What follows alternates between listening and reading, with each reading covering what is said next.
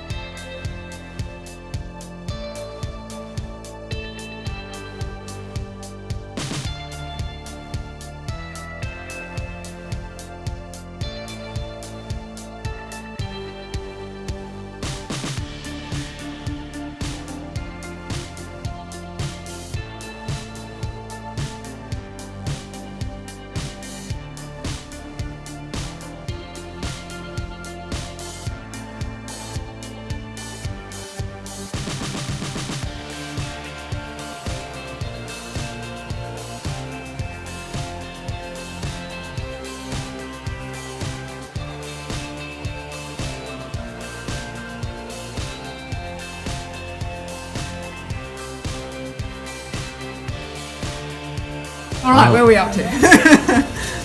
2 adults, please. 2 adults? Yes. So this is tour number 10. There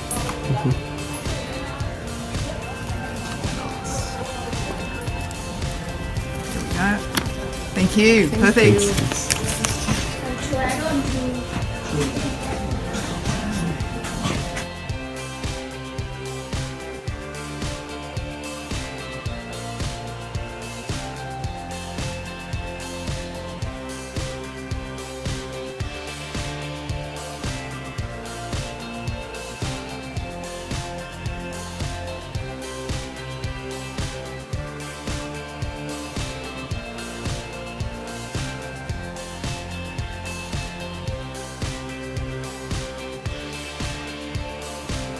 Does everybody speak English? Yeah. Yep, that's from the younger people. Little bit all good. Do I need to speak slower is the main important question. A little slower? Yeah? Okay. Barrenjoey Lighthouse has been built on this spot, but the original inhabitants, the original owners were of course the Garigal people from the Aboriginal areas here. They use this headland for hunting, so we acknowledge them as the original owners of this land. You look as though you've had a bit of an argument with a piece of pavement. Yeah? Oh, okay. Well, there we go, not pavement. So, one of the first things I'd like you to have a look at the lighthouse. Tell me what you think is the most significant thing that looks different about this lighthouse. Think about Barrenjoey Lighthouse. Think about Seal Rock's Lighthouse. What? The colour. The colour. They're always white, aren't they? Lighthouses aren't always white, but the majority of them are. This sandstone is sandstone that was harvested on this site here, as with the sandstone that the houses are built from. When we get to the top, I will show you where the quarry came from. There are a couple of things about this lighthouse that's a little bit different. The other thing is where we are standing. This big cottage here is the main lighthouse keeper's house. It is connected to the lighthouse. That is also an unusual thing. Usually, once again we go back to thinking of other lighthouses, usually there's quite a distance between where the lighthouse keeper lives and where he works. But in this instance, he just goes straight to work. I rather like that. No traffic jams here. So, this lighthouse, the actual building here, hello, we're ready to go through. And there's two that's just gone up, are they? Those two little ones? No, they're No. Let's have a lighthouse here. It started off with kerosene. Kerosene, clean and lovely stuff that it is. Coming up by dray, coming up on a trolley with a horse or mule pulling it. Then we moved on to acetylene, that was a good advance. And then finally we made it into electricity. Over here, now if you could be so kind as to note, if you would just reach across and switch that light switch that's on the left hand side, just flick it down. Yep, thank you. So, what we have is the light up the top was originally red. The reason it was a red light was to distinguish it from the white light that the lighthouse at Sydney and the lighthouse at Northerly Head had.